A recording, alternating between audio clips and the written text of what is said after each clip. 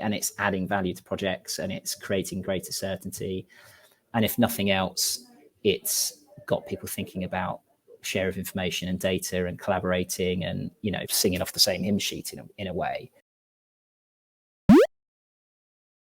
When it comes to tradition, the construction industry can hold its own against other traditional industries, such as mining and agriculture.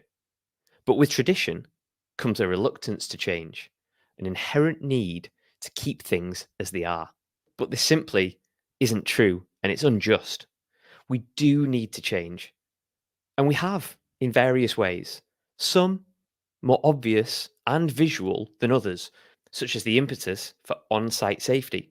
But other changes that have occurred are more subtle, going unnoticed, ticking along in the background, yet have provided massive improvements in efficiency within construction. The use of Wi-Fi, apps, and CRMs, for example. We seem to have an imbalance in the force. Tech adoption challenges versus well-established technology. The need for on-site innovation versus off-site developments. New roles versus traditional roles. The focus on purpose versus making a goddamn profit. To help us unpick all of this, I welcome Ollie Hughes, Portfolio Director, Diversified Communications and Digital Construction Week, DCW for short, co-founder. With an eye on the future, Ollie launched DCW, aimed at bridging traditional construction practices with cutting-edge technology. The force is strong with this one. Indeed, under Ollie's guidance, DCW has grown into the leading event for professionals in construction and technology. His deep knowledge, combined with his ability to connect people and ideas, has transformed DCW into a must-attend event for anyone passionate about the future of construction. And it sounds like I'm on commission there, and I'm really not, but it is a really, really good event. So, Ollie, number one, welcome to the podcast. And number two, is there anything I've missed off there from that intro? Thanks for having me, firstly, Peter. Secondly, full disclosure, that was a bio I might have lent some help from ChatGPT for. And that's the slightly less grandiose version of what it came out with to start with. I've dialed it down. And listening back, I think maybe I could have dialed it down a bit more, whether that's the... I don't know, any kind of imposter syndrome or anything else. But no, not at all. I feel like that. I feel like that probably rather nobly sums it up. Fantastic. Oh, that's great. Thank you. We can dive straight into it. So what I've done for this episode, because Digital Construction Week, as with everything, has its own website, and within that website is quite a lot of copy and content and information. So diving into that, a lot of what we'll talk about comes from topics and areas on the Digital Construction Week website, which makes absolute perfect sense. So first and foremost, there is a lovely little paragraph when we were talking about tech adoption challenges that I just want to read and then get your thoughts on where we are and what we can do. So the quote is, somewhere along the way, construction software businesses lost sight of their customers. They built complex solutions they thought people wanted and needed, but failed to keep usability in mind, often costing management time, money, and even project success. The problem is not whether new construction technology has benefited the industry. They have. The real question is whether these solutions have solved the correct problems and whether their actual value has justified the additional headaches and workloads spread across the whole organization. So that was the quote, and I just thought it was very eloquently put, because it summarizes how I certainly feel about where we are in terms of the challenges with tech adoption. But what I'd like to understand from yourself is, what are your thoughts on the challenges we currently face when it comes to adopting technology that can really help the construction industry? Yeah, absolutely. And full disclosure, obviously, we do have a lot of great sponsored exhibitors with some fantastic bits of kit. They're solving some great problems on that. So I'll put that out there. I guess Absolutely. it's kind of thinking about, what are the challenges we're looking to solve, like, and how do we really hone in on the outcomes? What are we looking to achieve through tech adoption? And I think quite often there's a tendency to go towards a tool first, like here's a solution. Well, okay, what's the problem? What am I trying to achieve? How do I measure that? How do I put a business case together for it? And I think really that's got to be the first step in any conversation about digital transformation, any conversation about a new product that you're going to use that you think might revolutionize your business or change the way you work, is what am I trying to achieve, right? And we talk a lot of the show about an outcome-based approach. When we're selecting sessions for the speaker program, it's what are the outcomes we're looking to achieve, rather than starting with the technology first. So I think that's first and foremost. I think in terms of challenges, they're pretty universal. Like so the bit around my intro, so the bit that I guess doesn't necessarily pick out. I launched ECW in 2015, quit my job at a big corporate events company, had a real passion for this space and felt like there was an opportunity so I guess bring people together and help move the dial in terms of technological adoption and things like that in the built environment. But so we were running a small business. It was myself and my other co-founder. There was two of us, garden shed, kitchen table kind of setup. And I'd always seen ourselves as that, micro SME, the sort of the real S in that. But construction is 90% is SME. It's the longer tail of stuff. It's not all massive big companies. So there's a lot to shift. And I always kind of looked at us as, we were trying to do a lot with very little. We were trying to be innovative. We were trying to move fast. We were trying to have the best processes we could and everything else. But there were real barriers in terms of us doing our job better. And we were just a small, nimble company, right? But if I think about even invoicing that we were trying to, we spent hours upon hours. Luke, my co-founder, would do it on a Sunday, when the kids were doing their swimming lessons, right? Sending out invoices and everything else. And it looking back, it was mad, spending all that time when there are clearly services and solutions out there that could automate that process, that could send our chases, that could make sure it's paid, that could level it with a bank, that would figure out at the end of the tax year, what our incomings and outgoings are. But when you're so head down and kind of lost in running the business, or it seems to be a cost that is unbudgeted, that's going to, come in, and it makes it a big challenge to sort of move towards these tech adoptions. So I think there's some pretty universal challenges. And if you think about in a built environment where you've got varying supply chains, you've got businesses that aren't operating on massive profit margins, I think, still if you're hitting 2%, you're doing pretty well. It's quite a tough ask to say, hey, let's tear up the rule book. Let's bring in a software that's going to cost tens of hundreds of thousands of pounds.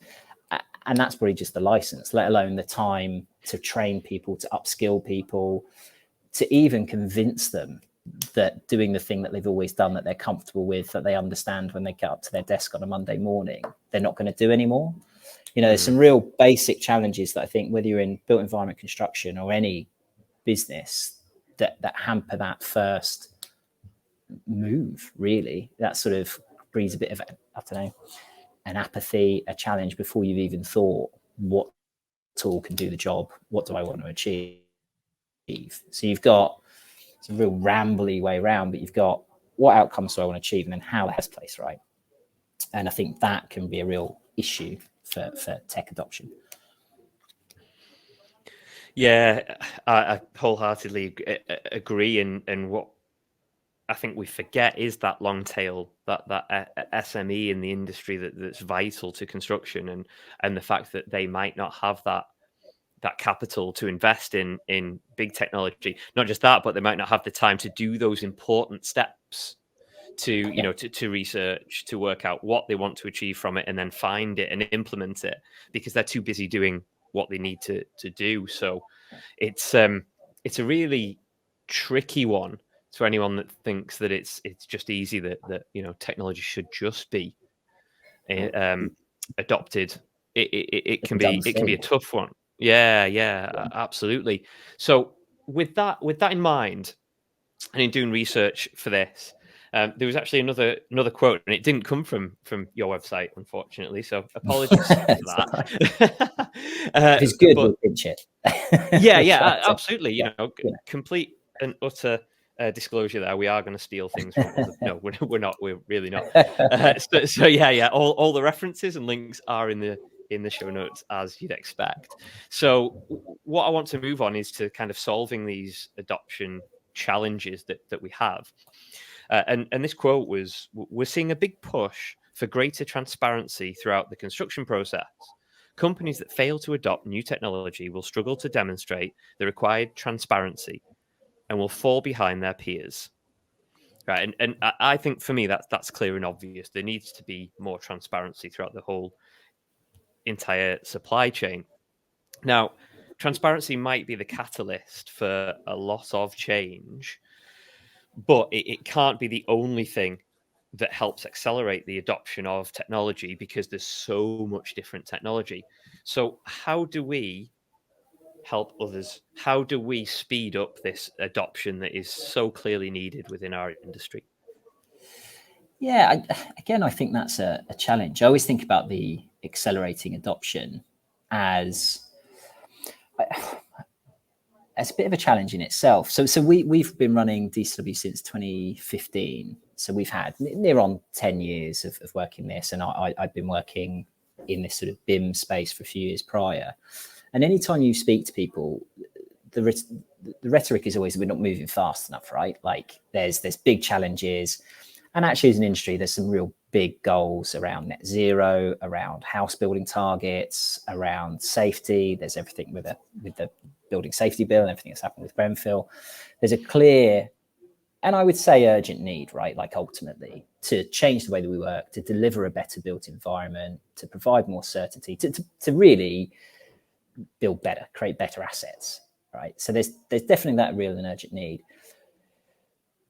But alongside that backdrop, there's the feeling that we haven't really excelled far enough, or that we haven't done enough, or that we're no real further than we were 10 years ago. And I kind of look at the show that we run each year, and I don't really think that that's the case. I do think there's been some real change, through the industry in the last 10 years. I think the sheer fact that we're at a point to start having conversations about artificial intelligence and how that might help us design and build better, or that robotics are on site, and are actually completing genuine tasks. There's that kind of almost sci-fi-esque kind of tech. But there's also just how we approach cloud computing, the use of mobile devices, the fact that the connectivity you would have on a building project on a site. I think we have actually achieved a lot more than some would probably give themselves credit for. So anytime there's a question like that, I always think actually there has been some great advancements. I think it was 2010, something like that. The iPad came out in the UK. Within 5 years, they're being used on site. Now, you would generally suggest between cloud computing, between remote collaboration, between everything else, some sort of touchscreen device is pretty regular. So I think in what we see each year, we are getting better. I think there is a sort of an acceleration. I would suggest in the last 10 years. I think it was the MBS survey they did suggests that something in the region of 3/4 of projects are now using BIM, versus 10 years ago, it was 1 in 10. So there's a pretty big advancement there in itself, right? That's a pretty big shift, I would suggest. And I know, depending on what people you speak to, people have varying views on what BIM has or hasn't achieved. But we're doing it, right? And it's adding value to projects, and it's creating greater certainty. And if nothing else, it's got people thinking about share of information and data and collaborating and, singing off the same hymn sheet in a way. So I think there is plenty that we are doing that we maybe don't give credit towards, I guess. So there's one bit there, which I guess is my plea, that actually maybe let's be a little less hard on ourselves. I think a lot of people that are in this space are banging down the door for change. And I imagine that feels pretty hard going. I remember a story from one of the big contractors. I knew a guy there, and he was in their BIM team. and he just wasn't getting the investment, wasn't getting support, wasn't getting listened to. And the response from his director at the time was, well, listen, 20% of our projects are slated to have some level of BIM in them. So you're getting to get about 20% of my attention and 20% of my time. The minute that it's 80%, well, then let's start talking, right? And so I guess there's how do you create the business case for it? Because at the point that the majority, that in the UK, 75% of projects are using BIM, well, that's when you start to elevate and the conversation goes further up than just, well, we need to do BIM, so let's get someone in so we can win the bid or at least put one in. So I think there's some development around there. Certainly, if you think BIM, there's a shift in thinking towards information management, and actually let's start thinking beyond BIM as a design tool, construction tool, and start thinking about it through a life cycle of the business of a building, of an asset. So there's definite shifts in thinking, and the conversation has certainly moved on. So I think we're doing better than we think. It is just against the backdrop, of some pretty, urgent requirements from the industry. Yeah, there's that balance, that payoff, isn't there? That there are urgent requirements, and that almost feels to some people that it requires an urgent reaction to utilize some type of technology to solve those challenges, those problems. And I think whenever you use the words technology or innovation or something similar, then you go into the realms of new age, brand new, completely revolutionary things where, as you rightly said, it doesn't have to be revolutionary, although they can be game changers. Like you said, the iPad, you look at a building site and you can almost guarantee that most people will be carrying a phone for a particular reason, whether that's personal or whether it helps within the realms of business and building and construction. There'll be something on there that can help them, and we utilize this technology anyway. But when we talk about innovation and technology, it always feels like you're trying to tell people about futuristic things when you're not 100%. really. Like you said, slow and steady. I mean, we move on because, I will talk in a bit because I do think there's some steps to accelerate. Ultimately, we want to get there. Yeah. But there's a great example. The person that just speaking to recently that put it in a really great frame for me is a guy called Matthew Jackson, who's part of the Zero team, who are doing loads towards net zero for construction. So have a look at them and that group. But he phrased it as if you think about retail and shopping, right? So now 30% of all UK retail is online, not in shops, not at a supermarket, not whatever else. But as an individual, I don't think anyone sat down and go, do you know what? I'm going to transform the way I shop. I'm going to go through a complete transformation. It was just, do you know what? This is easier. This makes sense. Yeah. I've got it in the palm of my hand. I'm not going to be in the house. I don't know what, and I think sometimes those small changes actually have a big impact, right? Because the vast majority of us are shopping online in huge numbers, but it wasn't necessarily a real big concerted effort. Obviously, for the tech companies behind that, your Ocado, your Amazon, everything else, been a huge amount of work there. But I don't think if you think about the people aspect, going to people and saying, right, I'm going to revolutionize the way that you work. Your day job is never going to be the same, right? You're going to change the systems. You're going to change how you report. Everything that you knew is out the window. You've got to be pretty bold and brave and confident in your work and your own learning ability and knowledge to go, I'm comfortable with that. Throw it at me. Because the reality is we've all gotten to a point, most of us, where you've gained experience and that's been learned, and you've learned from mistakes that have been fairly hard earned, or you've learned from other people's, you've done all of that kind of development. So then to turn around and go, everything you thought is now out the window. You are no longer the expert. You are going back to learning. It's a big move, and I think certainly even at our show, we talk about transformation and change as if it's just this easy thing. I'm sure if you looked up the dictionary definition of transformation, I reckon it's probably going to be as grandiose as my ChatGPT bio. It's pretty big. So I think there's a bit in that, and I guess ultimately that's what it boils back down to, is the biggest challenge often is people. It's skills, it's training, it's people's desire to work.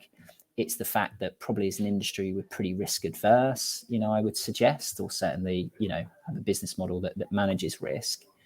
So to go and enforce these changes, it is a big step. And that's the bit that I think needs the work and needs the thinking about. And again, that bit around giving credit for what has gone before. People are changing the way they work, changing the way they deliver. The pandemic's a really great example of moving towards remote working and different working patterns. And, on a building site that you can't necessarily get to and explore and experience, COVID sort of forced us down that route of, okay, I can't be hands-on, I can't be on site, I can't be in the room, but how do I manage this process?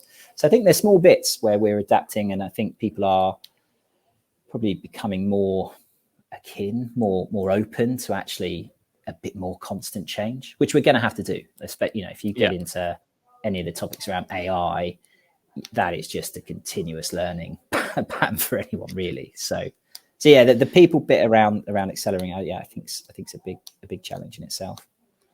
Okay, cool. So just moving on ever so slightly, or picking up on a point you made there about people. So again, going back to your website, there was another quote, quite a short quote this time, and it was, technology has huge potential in construction. That's clear and obvious, both in the planning stage, but also in the actual construction process itself. Because I think we can sometimes forget that there's two things going on here, which I'll come back to in a second. Then it said, however, to engage hearts and minds, it needs to demonstrate tangible value for the industry. So if we're going to have any chance of changing hearts and minds, it's clear it's got to be about the people, and we forget that people are the critical factor in this technology. We all focus on the tech, but it's the people that are still going to be, using it and implementing it, and need to not evolve with it, but know how to use these things. So more of a long-winded way of saying that there's kind of there's two things going on here. There's the on-site and there's the off-site. There's the flow of info to the site, but there's communications going on off-site and technology off-site as well. How do we look to connect the two? Because as we know, it's a fragmented industry, and the worst thing we can do is fragment it even further in organizations, or between two organizations working on a particular project, one off-site, one on-site. So in your own thoughts and words, how do we connect this on-site to off-site? Yeah, it's a really good question, and it's something that I'm always aware of with the show. We talk about a lot of process, we talk a lot of stuff at the desk, right? It's on the computer, it's data, it's information, and then you go to a construction site and it's a hole in the ground, right? And it's starting from that first shovel or whatever else that goes in. So you've got two very different experiences. You've got that huge long supply chain, everything down the line to the bricky, the sparky, everything else. Are they necessarily engaged in all the great conversations that we've had about digital twins and standards? And probably not. What's their part of that conversation, I guess, ultimately, if we're thinking from that process bit. So there's a big challenge there. I do mention digital twins. I think there's a big play there in terms of replicating what we actually are designing, what we're actually building, and what that building looks like and continues to look like. So I think there's some opportunities there to look at. I think the other element is construction as a model, I guess. I read an article on LinkedIn the other day where it's referencing every individual building and asset is a prototype. So it's in a different place, it's with a different supply chain, it's a different layout, it's different materials, it's different weather, anything that you can think of. Each ultimately and generally is a completely different project. Ish. There's lots of things that are similar, in terms of even material selection, there's learning to be had, right?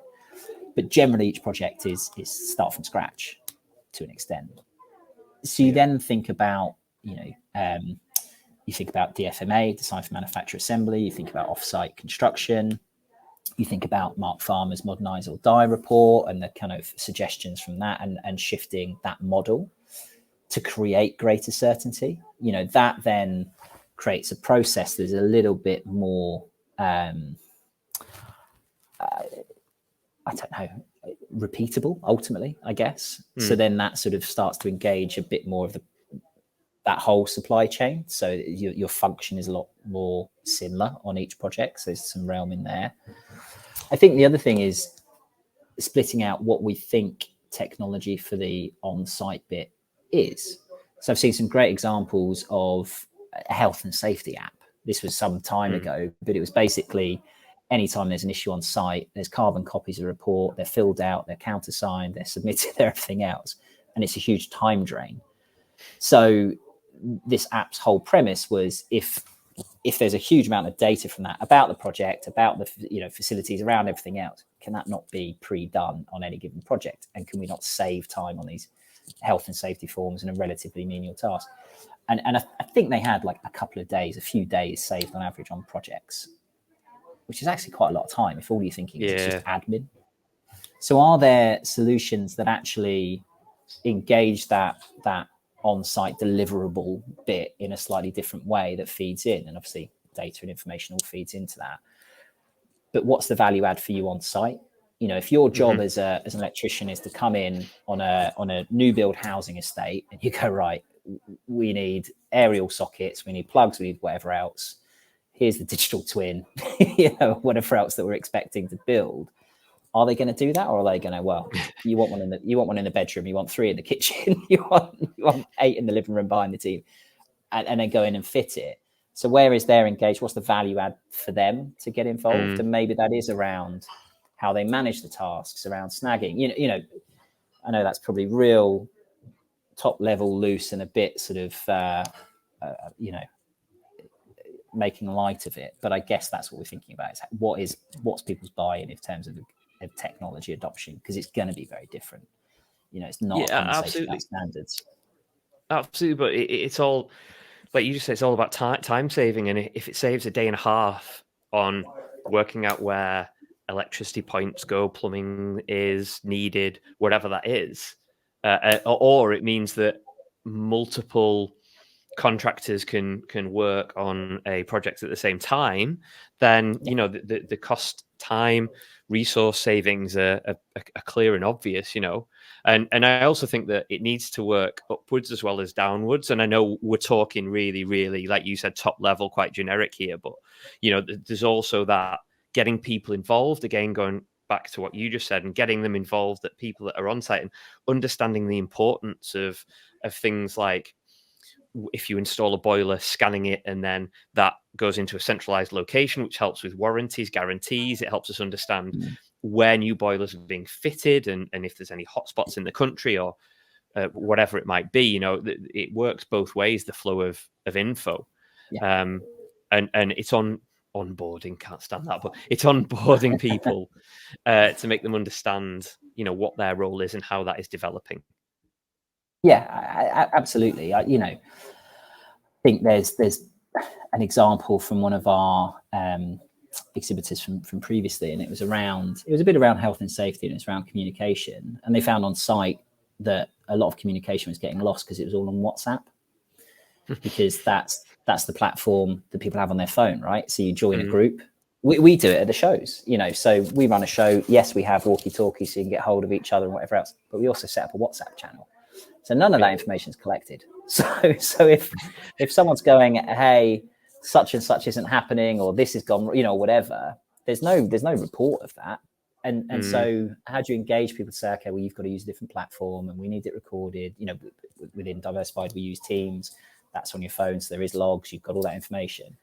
So it's thinking about what's the buy-in for people, what's their kind of reason for getting involved with a new process, and kind of pitching the value to them, right? Really, and making that quite clear, rather than you need to use this now because management says so, or worse, because we want you to be accountable. Right? I just think there's lots of pockets. So yeah, to the original question, I think that on-site, off-site connection it is all about information, how we share that and how we collaborate that.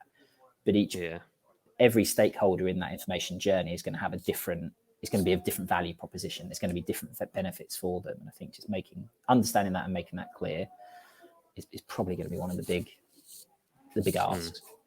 Okay, Ollie. So we were talking about people being at the heart of this and needing to know and understand how the tech works and massively being on board with what the organization is doing in terms of technology and what they're bringing to the company. Now, there was a blog post on your site by Autodesk, and the title was 10 new roles construction teams will need by 2028. Okay, so yeah, you've got 5 years to figure this out, but can you name any of those roles? Yeah, so I think the big one is a bit of a, I guess, evolution of a role. So the information manager, right? So UK BIM Alliance, formerly now NEMA, have changed a lot of the language they're using to think not just about BIM. BIM certainly still exists, it's still part of the job, but their focus is on information management, and it's opening that up. So it's not just as a design tool, not just from a modeling perspective. It's actually thinking about, for a better phrase, you could reference golden thread, but you could think about where that information goes throughout a project, feeds into digital twin, building safety, build everything. So there's a bit of a flip from a BIM manager to actually this is bigger, it's more expansive, it's changing that language up. Some of it is around thinking about the asset owner, operator, developer, and what's their piece in it, because it's construction, isn't their part of it? Is BIM where they want to be, or actually is it right? It's information management. How do I understand what my building is, how it's performing, how it needs, how it can be retrofitted, maintained, where the value is, what the energy usage is, all that kind of stuff. So I think a bit of a flip towards that information manager is probably a more expansive role. That's a bit of a flavor of what we have currently, right? Like ultimately. So I think you've got that. I think the job role that surprised me most in a way when I saw it on our registration list was data scientist, but you've got data scientist, data analyst, which again, this bit around, I think we're actually have moved on quite a bit more than we probably give credit for. I years ago when I started out working for Building Magazine and Building, I don't think we had many data scientists within our readership. I don't think that was really a job role that was there. That's going to have a real, and now we're seeing them, right? Like they're coming to the show. These are people that are being employed. They're roles that have been created. Certainly when we start thinking about artificial intelligence and AI, that's going to be a real opportunity, in terms of potentially companies creating their own solutions feasibly to tasks they're seeing them. But also, I think now we've got a bit more of a grip on data in the built environment, why it's so important, what kind of insights we can be gaining from it. Those roles, I think, are going to be really interesting, for sure. Any guise of AI, I think. Yeah.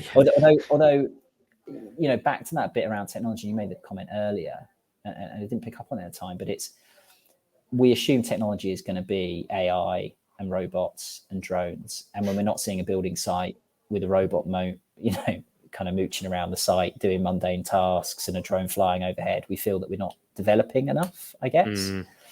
And there are other key roles that I think we're going to see. It's why I've referenced information management and that data piece, I think, above all. But yeah, AI is definitely going to be one that I think we're all going to have to think about in some way, like it or not. Sure. So I think they're ones for sure. And there's a mix. Computational manager, engineers, I think, is another one. But yeah, the information management data, I think, are going to be the real. I think we're going to see that a lot more.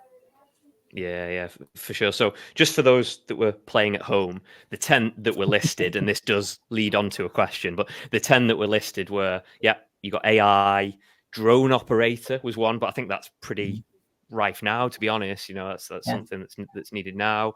Sustainability and green building, building assembly technician. I think that's linked to MMC and things like that, in the factory, and doing a lot more in terms of that computational part of it, which computational engineers on there, cybersecurity, robot resources, data analysts, which you mentioned, software developers specific to construction, and information manager, which we started with.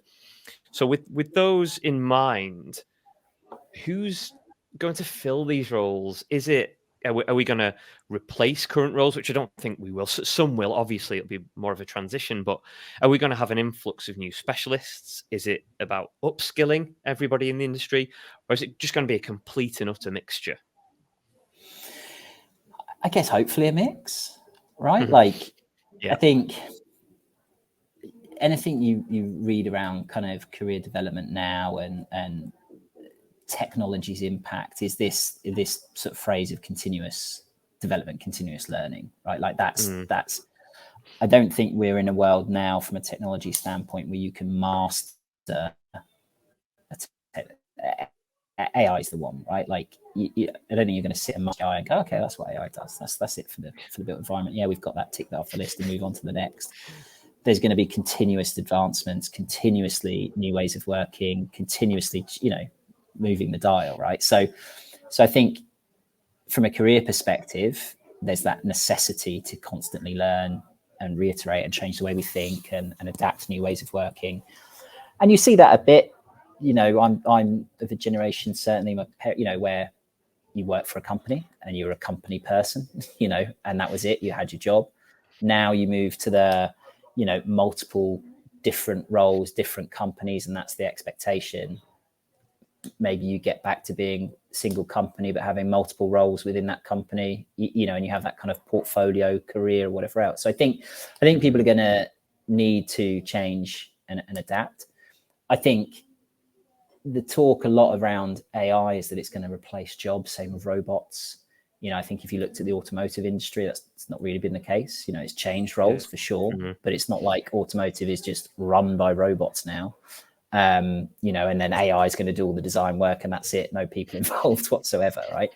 So I think technology will and should augment what we do rather than replace jobs.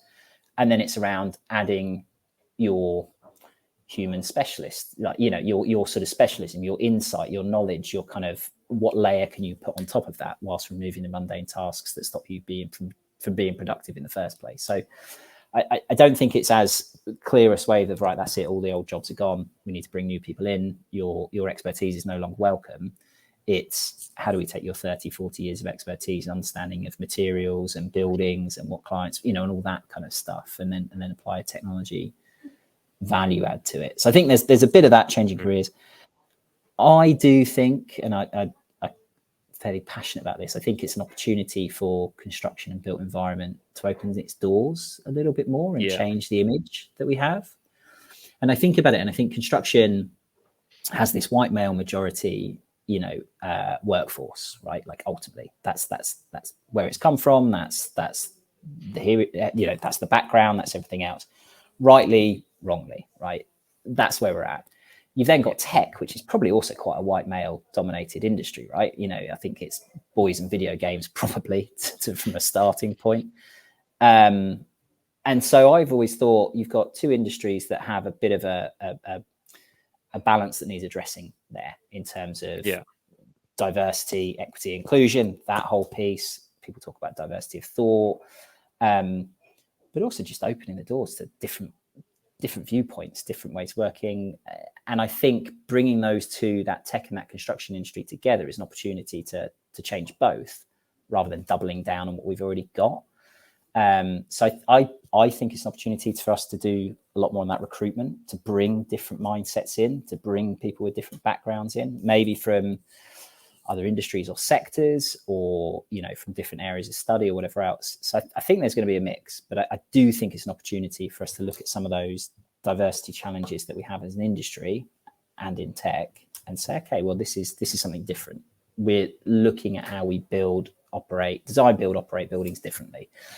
We'd like your involvement and your expertise. So I think it's an exciting time. I do think the big bit is going to be this sort of continuous learning, and that I think is going to be a constant in most careers and most professions, I imagine. I think there's going to be a lot more transitions within careers in terms of the skills that are required, just because of the rate that technology changes nowadays. It's not going to be I'm going to do this for my entire. Some people will, but I'm going to do this for my entire career, particularly if anything digital is involved. I think that was really, really eloquently answered. I've got literally nothing to add to that because it was just absolutely bang on the money. So thanks for doing that. That's all right. Right. I'm glad I could help. Glad I got one. yeah. We finally got one. Right. Okay. So final part of this chat.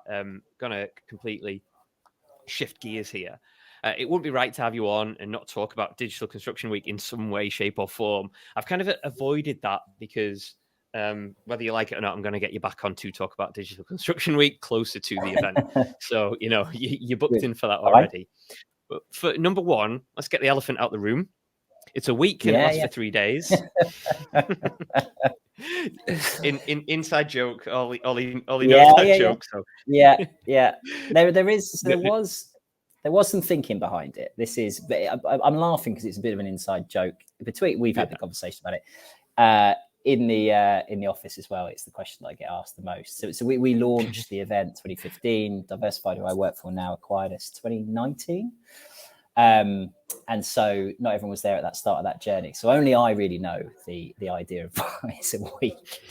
And I guess the idea really was to, I suppose, be more than the sum of its parts, if that makes sense. Yeah. So I still feel with the show that, and it's why I don't do a huge number of podcasts and things like this, is there are a lot more intelligent, exciting, passionate people than I'm just a passionate and interested party. I see it. So I always wanted DCW to offer a platform, I guess, to engage more people in this great thing that at the time was BIM and technology and everything else. So the dream and the idea was to have other events running through the week, and we would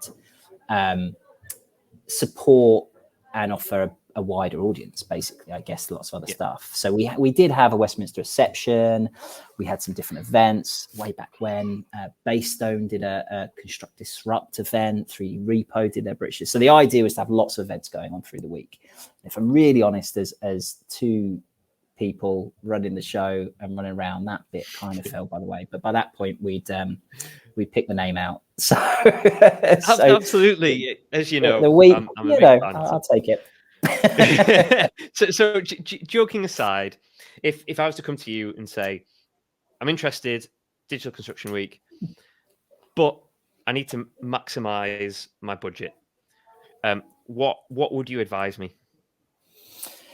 Yeah, so this is without really getting sales pitch. I guess ultimately this sticks with events generally. We always try with exhibitors to do more than just have them exhibit, right? So it's not just selling carpet tiles, take some space and hope someone stumbles across you in a room of 180 odd other exhibitors, So we offer the opportunity for all our exhibitors to speak, to present.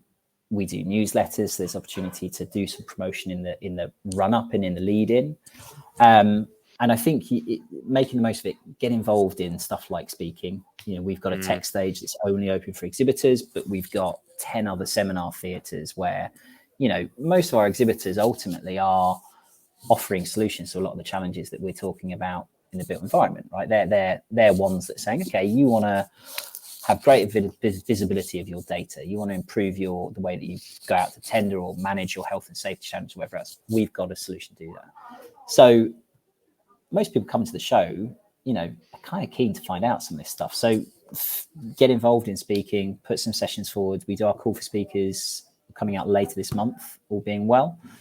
So get in, submit, because the opportunity to speak is a great way of going, hey, no sales pitch, right? Kind of like we do here. This is how we can help. This is how we've helped other of your customers, peers, whoever else. Have a listen to us. Maybe it works for you, and then come and have a chat with us, our stand. Same with all the kind of pre-event marketing and everything else. If I'm really honest, that goes for most events, any sector, is make the most of it. The ones, any exhibitor that gets the least value, I always think are the ones that, and for whatever reason, super busy, doing too many events, doing loads of other stuff, having a day job, roll into the event without doing that prep, without having made the most out of those channels. And I do think there's a big part of that is we love content from our exhibitors.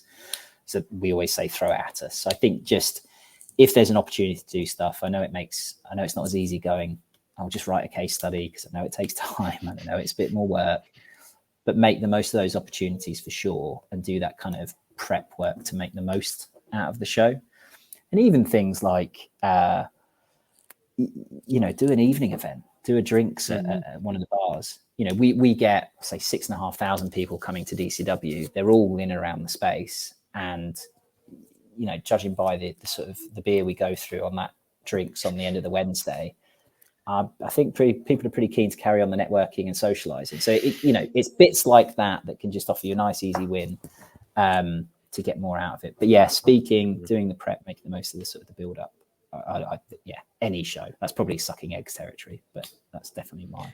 Yeah, you say that, but it's so easy to fall into that category of we've booked the show, we've got the pack, we've done our health and safety, we've done all that kind of stuff that's tick box.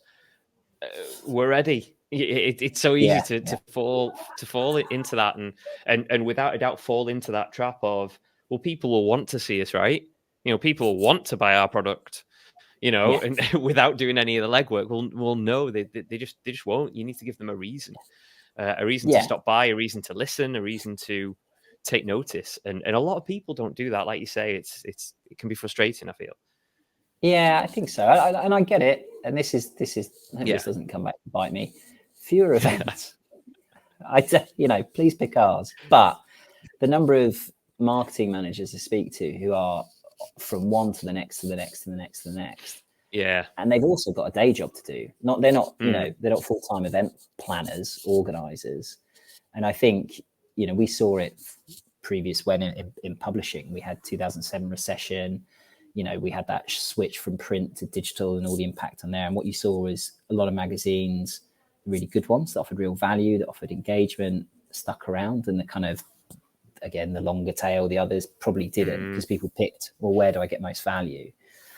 And that, I think, is probably a trend we're going to see as well, which is our job to try and keep ahead and make sure we're offering as much value as possible. But yeah, that always surprises me, but I can't imagine how challenging it is to come off of one event and go straight into another. I do it for a living. So,